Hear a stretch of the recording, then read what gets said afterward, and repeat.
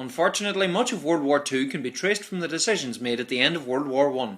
The blame was laid on Germany for causing so much hostility, and as a nation, they got the brunt of the guilt. In the closing days of World War I, the Germans ousted the Kaiser and became a republic, but they went into a deep depression as a nation. It was not helped by the global financial crash of 1929. Germany's economy collapsed, currency was worthless. Amidst this chaos, an Austrian politician would rise up to give the nation hope. His name was Adolf Hitler. The Treaty of Versailles had left many countries with internal wars for power. Communism was now the big power in Russia. There was a right-wing movement in Europe called fascism, which was ruled with an iron fist by the men at the top. Fascists felt threatened by communism as it sought to spread wealth equally amongst the people, theoretically at least. Hitler was a fascist and became the leader of the National Socialist Party, or the Nazi Party, in Germany. He promised the people of Germany that they could once again be the great and powerful empire they once were, and even bigger. Throughout the 1930s, as he was voted into power, he made anti-Semitism politically correct, literally. He promoted the myth that the Jews cheated the country at the end of the First World War by creating the German Republic and forcing the armistice. As the years went on, the Nazi Party created a notion of Aryan superiority, and that this race of people was better than the rest. In their quest for ethnic perfection, they sought to rid themselves of many different ethnic minorities, especially the Jew. Germany allied themselves with the ambitious nation of Japan, as well as finding allies in the fascist state of Italy, led by Mussolini, and thus formed what became known as the Axis powers. Germany had shrunk after the Great War. As part of the Treaty of Versailles, Germany was not to put weapons in the Rhinelands bordering France. The trickle to war began as Hitler began to arm this area again. They then entered into Austria, who happily joined the Third Reich. They then invaded Czechoslovakia, the first mostly non-German speaking country for them to invade. This sent alarm bells throughout the rest of Europe. France and Britain saw Germany as a serious threat. British Prime Minister Neville Chamberlain warned Hitler not to invade Poland. On the 1st of September 1939, Hitler invaded Poland, forcing Britain to declare war on Germany. The German invasion of Poland was swift, using a very effective tactic called blitzkrieg, lightning warfare, which made deep, fast attacks with tanks and bombers, followed by the soldiers to secure the area.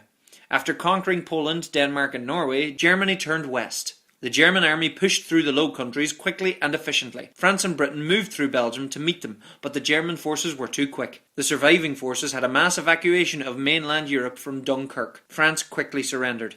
Hitler mockingly accepted the surrender in the same train carriage the Germans had ended the First World War in defeat. Britain's saving grace was that it was an island. The Germans planned an invasion, but Britain had superiority in the sea and air, forcing the Germans to cancel the invasion, but they surely bombed the cities of Britain. Ireland, while only a fledgling nation, remained neutral during the war, besides allowing Britain to use Irish airspace in the Donegal corridor. Hitler had an agreement with Joseph Stalin, the leader of the Soviet Union, that he would not invade Russia so long as they kept out of the war. This truce wasn't to last, as both men had nothing but contempt for each other's ideals. Eventually, Hitler decided to invade Russia, and the first few months of the campaign were hugely successful for the Germans. They killed and starved millions of Russians as they pushed deep into Russia. Russia was to lose over 20 million people in this war, the most of any nation. The Russian army at the beginning of the invasion was poorly organised. Russia was seen as an uncivilized country to the Germans. Ultimately, only miles from Moscow, it was the winter that doomed the Germans. They weren't ready for the extreme cold. The Russians were. While Hitler was busy taking over Europe, the United States of America looked on from the outside. Although officially neutral, the United States began supplying the Allies with aid and cutting off oil to Japan. The ambitious Japanese Empire had already invaded parts of China and French Indochina before the war, and planned to expand across the Pacific. On the 7th of December 1941, they led a surprise attack on the American Navy base of Pearl Harbor, causing huge destruction and terrible shock throughout the United States. The attack was supposed to stop the United States from interfering, but Japan had awoken the sleeping giant, and the United States of America declared war on Japan, and thus Germany declared war on the United States. Just as the war had been starting in Europe, Hungarian Jewish scientists who were in America were on a mission to warn the government. Having been studying nuclear physics, the scientists saw the potential for weapons of mass destruction and feared the Germans may be already working on it. They hunted down Albert Einstein for some street cred, who signed their letter to President Roosevelt confirming the danger and urging him to build this great weapon before the Nazis do. It was a race against time. The Allies moved right across the north of Africa in 1942. By 1943, the Italian people had ousted Mussolini, seeing the Allied approach through Sicily. The Allies moved on up through Italy, and German forces came straight in to take over the defences. June 6, 1944 was D-Day for the Allies, as they made a massive landing of troops in Normandy. They fought their way into France and eventually secured their position. Paris had been liberated. Russia, which by now had amassed a huge army, was pushing hard against the Germans.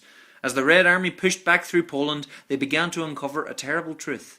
The Nazis had been rounding up Jews and other ethnic minorities and exterminating them in death camps. In what became known as Germany's final solution, they sought to obliterate the Jewish population of Europe. 6 million Jews were murdered in what became known as the Holocaust. The most infamous concentration camp, Auschwitz, became a custom-built death factory of gas chambers and furnaces. The Allies liberated the survivors. Many of the Jews returned home unwelcome, their houses taken in their absence. The Allied leaders Churchill, Roosevelt and Stalin met in Crimea to plan for the future of Europe. The Allies closed in on Germany from all directions. It was Russia who reached Berlin first, and in the late afternoon of the 30th of April 1945, Hitler shot himself. A week later, the Nazis surrendered. The war in Europe was over. Meanwhile, the United States was still fighting a war against Japan across the Pacific Ocean. They had been preparing an invasion of Japan when the scientists had finished developing their secret weapon that was supposed to be used against the Germans. It was an atomic bomb. New American President Harry Truman chose to use this weapon and hopefully avoid a full-scale invasion. On August 6, 1945, the Americans dropped an atomic bomb on the city of Hiroshima. The city centre was flattened and people were vaporised. Many people who had survived the initial blast died days later from radiation poisoning from the radioactive bomb. The Soviet Union then declared war on Japan. They did not surrender, so America dropped another atomic bomb on Nagasaki. Days later, the Japanese surrendered, ending the Second World War. It is still an ethical question asked today if it was right to use such a destructive bomb on a population to save the lives of many in a possible invasion. Once again, the world was a changed place after this war. Many of the Nazis were tried and executed for their war crimes. Germany was occupied and divided into East and West. The map of Europe had changed once again.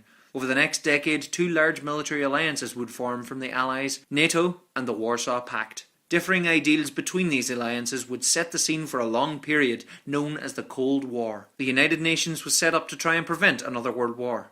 So far, thankfully, World War III hasn't happened yet. Let's keep it that way, shall we? Yeah? Okay? Let's not blow each other up? Good. Okay, thank you. Once again, thanks everyone for watching. Hope you enjoyed it. Don't forget to subscribe. Find me on Facebook and Twitter. You can get the links here. And if you haven't already, check out World War I in 6 minutes to find out more about the First World War. Please share and enjoy.